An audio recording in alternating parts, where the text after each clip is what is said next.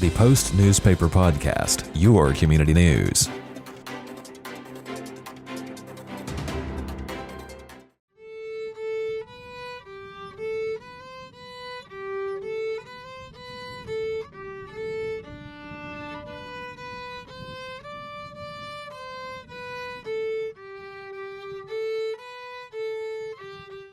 Hi, I'm Heather Hartig. I was born in Houston, Texas, but I live in League City, Texas.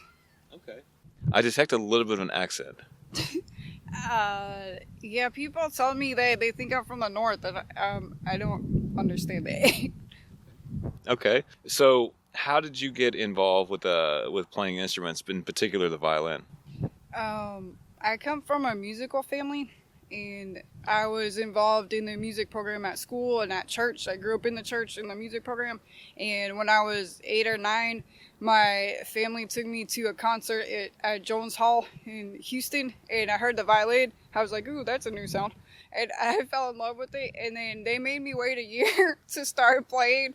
And then I played for 8 years. I learned all 7 positions on all 4 strings in 6 years. And then I stopped playing for about 22 years, and God has been bringing me back. Okay. So it sounds like there's a faith tie-in to your music. Talk about the relationship between faith and your music interests.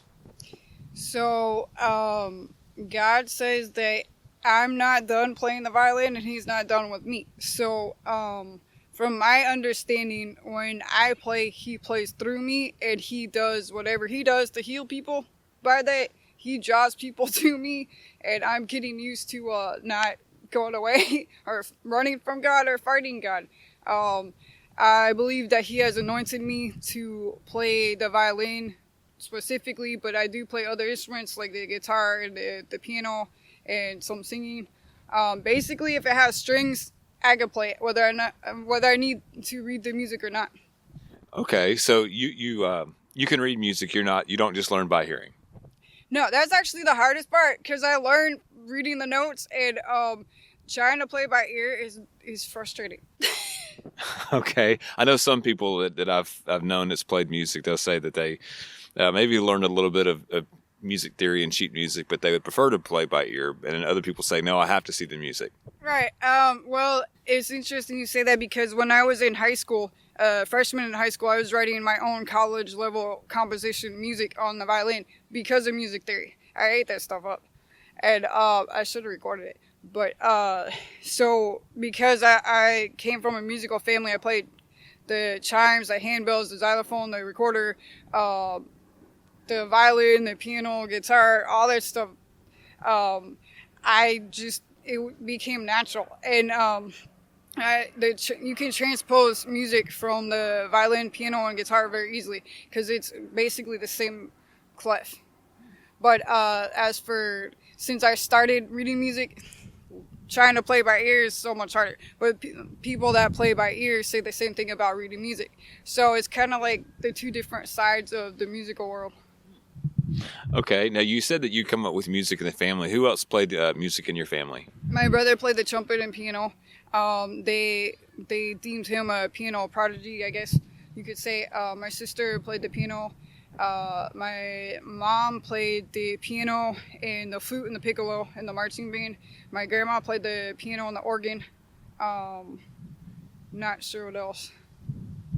Okay, and obviously it goes without saying you were encouraged to play. It's not like someone said, no, I don't think you need to play, right? Yes, but there was some misunderstanding about that. I had been believing lies. That's why I stopped for 22 years. I could have got a scholarship for the musical stuff. And at the time, I thought that my parents said that I did not make the violin sing, so why are you going to keep doing it? So I stopped. I should not have stopped. So what got you back in? That's interesting, because I was dared to play for 10 minutes. I had almost forgotten I played the violin at all at that point. And they're like, I dare you to play for 10 minutes. So I set the timer for 10 minutes. And what happened was I played for an hour and I couldn't stop. And I was like, oh, I still play. Well, still 8 years of repetitive, playing. It's going to be in there somewhere. So what? It's kind of like riding a bike, but a lot harder. Okay. And so when they dared you to play for 10 minutes, you ended up playing for an hour. What happened then? They wanted me to continue every day, and so I've been on and off for the last 4 years, been working on consistency. Okay. Did you feel like it was like you were being reunited with a long lost friend, or was it like, okay, I know I played for a while. It's been quite a while since I played. I'm kind of entering this frontier again, or did you feel like, hey, it's been a little while, but we're back. We know each other, and hey, let's make some music together. It was actually kind of a mix.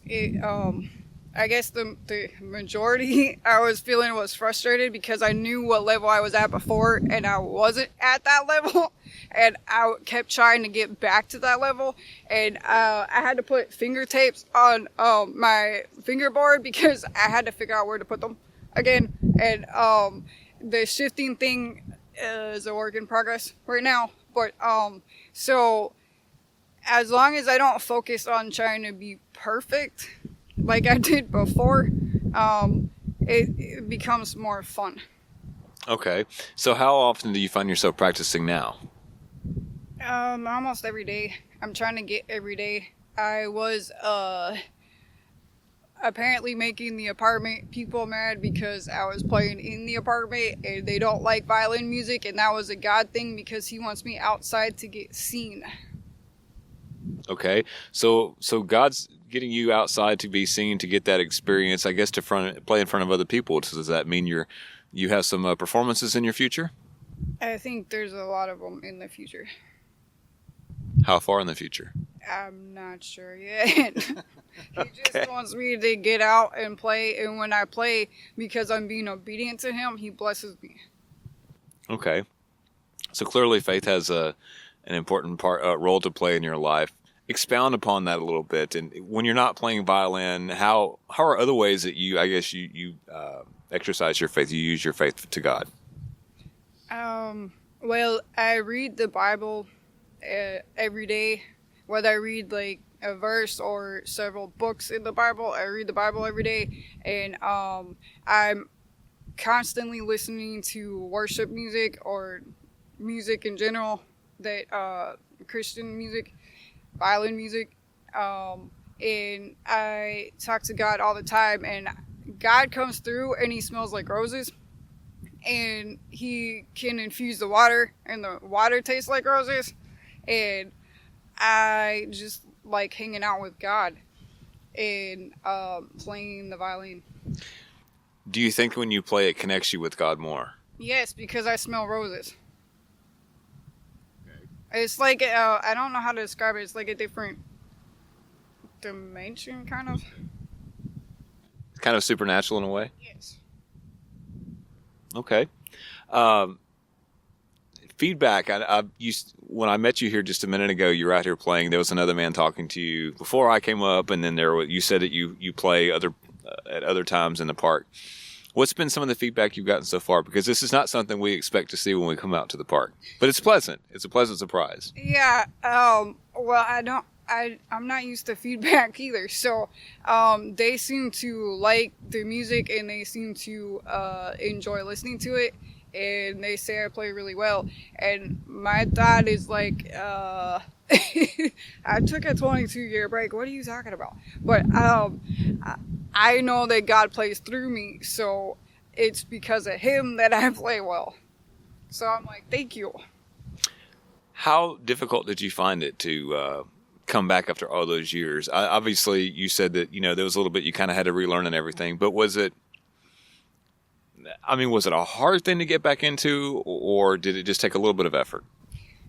I'm still relearning, but it's fighting the mindset I had before to where I'm at now, and not expecting perfection, and then just playing to please God and not myself and not others, and not to get back to the level I was at before. So it's on that regard, that part is really hard, but the playing, God plays through me, so that's getting easier. Okay, that makes sense to me. Let me ask you this: when did that experience happen where someone put you up to playing for 10 minutes and you play for an hour? Was that like you said you've been playing again for a short for a little while? When did that happen? I think about 4 years ago. 4 years ago. 4 years ago, something like that. Okay, so you're in the military. I was for 2008 to 2011. Okay. What did you do over there? What branch were you in? Navy. I did one combat tour to Iraq, Afghanistan area, and then we went into dry dock, and then I got taken off the ship and went to another TAD place, and then I got out in 2011. Okay, and what did you do? What was your rank? All that good stuff. I was at ABE 3, Petty Officer 3rd Class, and I helped launch and recover aircraft on that flight deck. Okay, you have that military cadence. When you just talked about that, I hear that military cadence in there. So what did you say, ABE? Yes, Aviation Bosun's Mate Equipment. So basically when they launch the aircraft off the flight deck and they come around and catch the wire on the backside, we have to stay until the last one catches the wire, and if there's any issues, we fix it ourselves. If there's hang fire, that means like you press the button, the plane doesn't do anything, and it could go off at any minute. It kind of slingshots it off, and if it does at the wrong moment, it will go in front of the ship, and the pilot will be trapped. Okay, and what carrier were you on? The USS Theodore Roosevelt CVN 71. Okay, yeah, I think you still got a little military in you there. It's kind of like playing an instrument. Once it's in there, right? Yeah, it's funny because I can walk anywhere and randomly start marching, and when I go to the airport, they think I work there. So it's like, no. How did the military shape your life? Obviously music has shaped your life quite a bit, but how did that military experience shape your life? I don't look at the world the same. How so? But I am aware of the evil now. You think there's a lot we take for granted? Yes. Going back into instruments, the discipline that it takes in the military, there's obviously discipline involved with playing instruments and stuff like that. Do you think, because you played instruments first, do you think that discipline and that work ethic helped you to be successful in the military? Possibly, but the military takes you and remolds you their own way. So they kind of they do it their own style. We've got Christmas coming up. So do you anticipate doing any playing for any groups at Christmas? Have you been asked to do anything yet, or no? Are you kind of keeping this to yourself for now? I was told that God will provide. Just be open to it and don't run from it or fight him on it.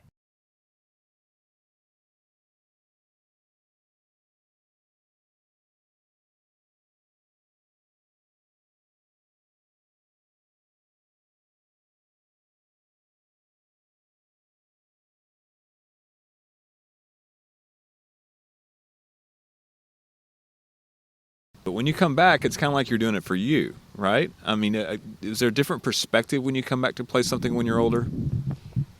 Yeah, this time I'm playing for God and not for the expectations of others or myself. So it's different. I'm not used to it. I need to get out of my head and just play. How do you think pushing yourself to come out here in front of all of God's creation in the park helps you with that? Because that's something that a lot of people, especially if they haven't been playing in a while, would have a hard time doing. How have you found it? But I get to watch the birds and the squirrels and the butterflies and dragonflies and feel the breeze, and so it helps me not get stuck in, I have to be perfect, because it's not gonna happen. It helps me, I guess, relax a little bit and know that I don't have to be perfect, that God is playing through me. I guess kind of one way I would look at that is you're in God's creation, playing for God and his creation. Would you look at it the same way? Yeah, and I smell roses. God smells like roses, and His glory smells like roses. It's a different, slightly different scent each time, but between His presence and His glory, it smells amazing. It's like I'm walking in a field of roses, and sometimes when He comes in really strong, I feel like I am inside a giant rose. What would your advice be, Heather, to people who may find themselves maybe in a similar situation where they had a discipline, and whether it was music or dance or whatever it may be, and they achieved a certain level? Obviously, they liked it, or they wouldn't have stuck with it. But they, life got in the way, as we would say, and maybe there's an opportunity to pick it up later on. What would your advice be to them? Should they do it, or should they just let sleeping dogs lie, as they would say, and just leave it alone? Well, if God gave them that talent, I would encourage them to go back to it, no matter how hard it may seem, because there's a reason they have it, and they can glorify God with it, and God can bless them abundantly with it. And they will find that when they do that, not only will they get back to that level they were at before, but they will surpass it. Now, we'll talk about reasonable expectations, though, because, like we talked about earlier, when there's a gap in time. And look, when we get older, we're not like we were when we were 15, and everything came to us just like that. What would be some precautions that you would tell people to take when they're coming back into something they've hung up for a while? Don't expect it to be at that level you were at before. To have grace on yourself, and it's a process. Take steps every day to get better. But if you don't do the consistency and you don't do the work, it's going to be the same, and you're going to be frustrated. Don't expect to be at that level when you start out. You will get there, and you will pass it up, but you have to do it every day. You can't take a day off. You can't say, "Oh, it's raining. I'm tired. I'm not going to do this today." If you don't do that, then you just lost that day's blessing. And I guess in conclusion, some people do things for money. You do things for God. How important is it to find, I guess, within yourself, the true reason you're doing something? Like, you've got to be authentic to, why am I doing this? If it's for money, okay, I need to be the best commercial musician. If it's for religious reasons, I need to be, making sure I'm being authentic to this. How important is it to find that purpose and that goal? It's essential, because life is going to throw everything it can at you. The enemy is going to throw everything it can at you. And you have to have your purpose grounded, because if you don't, it will knock you over and you will stop playing. Or stop dancing, stop singing, stop whatever your talent is. You will not do it. You won't last. You have to have a good purpose. You have to be grounded in it, because when the storms come, they won't knock you over. You won't even be moved.